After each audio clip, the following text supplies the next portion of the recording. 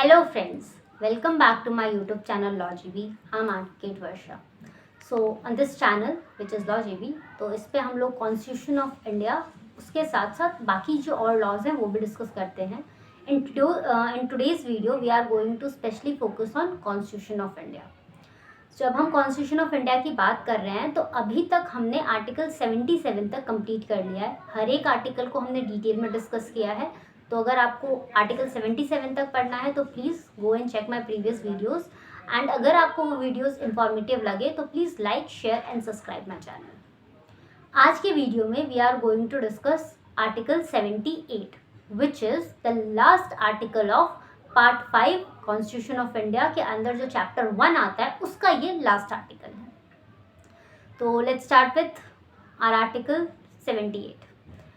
तो जब हम कॉन्स्टिट्यूशन ऑफ इंडिया के पार्ट 5 की बात करते हैं तो उसका हेडिंग है द यूनियन. उसके अंदर हेडिंग आता है चैप्टर 1 द एग्जीक्यूटिव. एंड उसके अंदर एक हेडिंग है कंडक्ट ऑफ गवर्नमेंट बिजनेस, कि गवर्नमेंट के बिजनेस को कैसे कंडक्ट किया जाए. And under that we have two articles, article 77 and 78. And 77 मैंने लास्ट वीडियो में किया है तो उसके लिए आप लोग जाके मेरा लास्ट वीडियो देख सकते हैं आर्टिकल 77 के लिए. और जो आर्टिकल 78 है उसकी हेडिंग जो है वो लास्ट आर्टिकल है इस टॉपिक के अंदर. तो आर्टिकल 78 का जो लास्ट जो हेडिंग है वो कहता है duties of prime minister as respect the furnishing of information to the president etcetera. कि प्रेसिडेंट को कोई भी इंफॉर्मेशन देने का, फर्निश करने की जो ड्यूटी है वो प्राइम मिनिस्टर की है. इस हेडिंग के आगे जो एक लाइन लिखी है that says it shall be the duty of prime minister, कि ये प्राइम मिनिस्टर की ड्यूटी है. अब प्राइम मिनिस्टर की ड्यूटीज़ क्या हैं? तो आर्टिकल 78 के अंदर हमारे पास 3 क्लॉजेज हैं जिसमें प्राइम मिनिस्टर की ड्यूटीज़ बताई गई हैं. The very first clause says to communicate to the president all decision of the council of minister relating to the administration of the affairs of the union and proposal for legislation. That's mean कोई भी जो आपका affairs of union जो है उसके जितने भी affairs हैं उसके एडमिनिस्ट्रेशन से रिलेटेड जो भी डिसीजन काउंसिल ऑफ मिनिस्टर लेती है उस डिसीजन को, उस इंफॉर्मेशन को जो है प्राइम मिनिस्टर प्रेसिडेंट को कन्वे करेंगे, कम्युनिकेट करेंगे. और अगर कोई नया लेजिस्लेशन लाना है, कोई नया लॉ लाना है तो उसका प्रपोजल भी प्राइम मिनिस्टर ही है जो प्रेसिडेंट को देंगे, बताएंगे.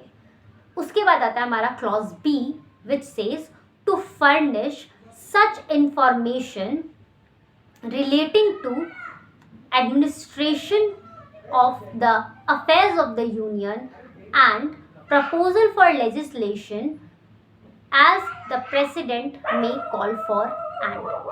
तो कोई भी जो आपके इंफॉर्मेशन है related to administration of affairs of the union या फिर जो आपका लेजिस्लेशन, प्रपोजल फॉर लेजिस्लेशन है, इसके जो इंफॉर्मेशन है वो किस तरीके से प्राइम मिनिस्टर कन्वे करेंगे?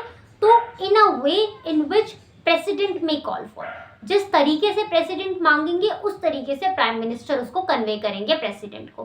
दैट सेज आपका क्लॉज बी.